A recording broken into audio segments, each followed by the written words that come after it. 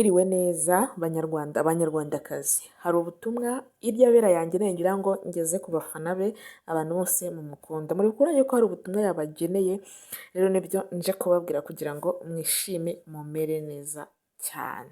Murabizi aradukunda natwe kandi turamukunda, tumwifuriza byose byiza, tumwifuriza imigisha myiza kugira ngo ajye arama kandi namarama natwe adusengere. So yambwiye rero ngo bifurize umwaka mushya muhire, umwaka w'ibyiza kandi muzabonemo umwaka w'amahoro. Ngaho nimwumve ubutumwa bwanyu yampaye. Tubifurije umwaka mushya kandi Imana izabafashe, icyo nicyo mbasabira. Hareruya! Mbifurije umwaka mushya kandi Imana izabafashe, icyo nicyo mbasabira. Muzabona imigisha, amafaranga menshi, urubyaro mu miryango yanyu ndetse n'umutekano. Mbifurije umwaka mushya kandi Imana izabafashe, icyo nicyo mbasabira. Haleluya! Mbifurije umwaka mushya kandi Imana izabafashe, icyo nicyo mbasabira.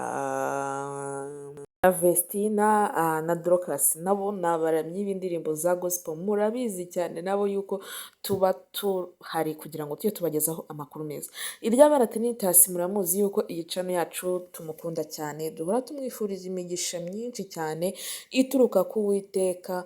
Rero nawe rwose ubutumwa ndabizi neza yuko bwabagezeho, ubutumwa bwabagezeho kandi neza cyane. Yabifurije umwaka mushya muhire wa 2026, muzawugire mu mwaka w'amafaranga n'ibyiza byose bizima. Rero Kamikazi Dorcas na Ishimwe Vestina mu ndirimbo zabo za gospel bahawe igihembo cy'abahanzi beza bitwaye mu ndirimbo za gospel. Nibo bahanzi bari bahatanye n'abahanzi bagiye batandukanye, nibo bahawe igihembo cyiza nk'abahanzi bakoze neza kandi abahanzi bagiherewe uburenganzira. Rero murabizi neza yuko iminsi yashize, iminsi 2 ishize, ariho n'ubundi batwaye iki gihembo cyiza cyane, igihembo cy'uko bitwaye neza. Ni Kamikazi Dorcas wagiye kugitwara, ariko Ishimwe Vestina we baravuga ati, bamwe baravuga ngo aracyari muri Canada, abandi bati niho yatuye, abandi bati kubera iki byagenze kuriya, ariko byose Imana irabizi. Rero nabo yatwifurije umwaka mwiza kandi umwaka mushya muhire wa 2026. Uyu mukobwa rero abantu benshi cyane bibajije komantere, bateye komantere bavuga nti se kubera iki yasutse ibisuko byari bimeze neza, ariko afite impamvu nawe yasutse. Hari n'abantu benshi baratunguwe baratangara bavuga nti se nawe asigaye asuka, byagenze gute kugira ngo nawe asigare asuka? Ese koko nibyo cyangwa abantu biba ari ibyabo kugira ngo bishakire amaviews? Rero muri kubibona n'ubundi nawe yarasutse ku gisuko cyiza cyane kiramubereye, umukobwa wacu, umukobwa w'umunyarwanda rwose, uri kubona yuko nawe ari so sweet, ari smart cyane, ameze bon, ameze neza cyane. Nawe rero amaze kumera umukobwa mwiza nk'uko mukuru we nawe yasutse, ariko murabizi neza yuko ubundi basengeraga muri ADPR, ariko ADPR yageze igihe ntiyashyingira mukuru we. Rero tukibaza ni Dorcas we aracyarimo muri ADPR, ariko nawe abantu benshi batunga bavuga ati igisuko kiramubereye. Se ubundi gusenga si mu mutima w'umuntu, ubundi gusenga ni imyambarire cyangwa imyemerere. Nawe uri kubona yuko yaberewe akana keza cyane, nako karaberewe apcuri. Uri kubona rwose Imana yabahaye igikundiro kandi baha n'amafaranga. Imana igomeza ibafashe kandi gurira imbago, kuko mu buzima tugomba kwagurirwa imbago n'Uwiteka kandi n'Imana, kuko Imana yacu niyo ishobora byose cyane, ikabasha buryo ki itubeshejeho mu buzima bwa buri munsi. Ubuzima bwa buri munsi nibwo tuba twumva tumeze neza, nibwo tuba twumva ngahe nguko rero ejo bundi niho bahawe icyo gihembo cya awadi.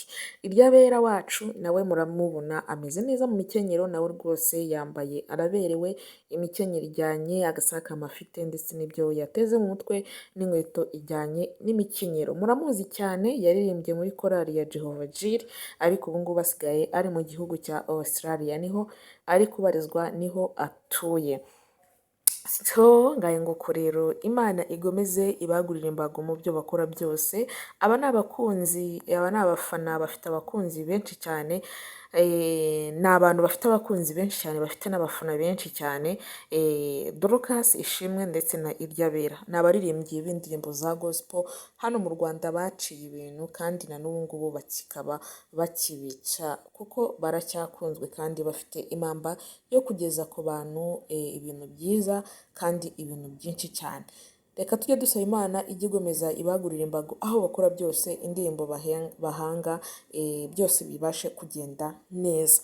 Ngaye nguko rero reka mbine aha ngaha mbifuriza na mugani wanjye nanjye umwaka mwiza, kandi muzawugiremo umwaka w'ibyiza gusa, kandi umwaka w'amahoro mu buzima bwa buri munsi.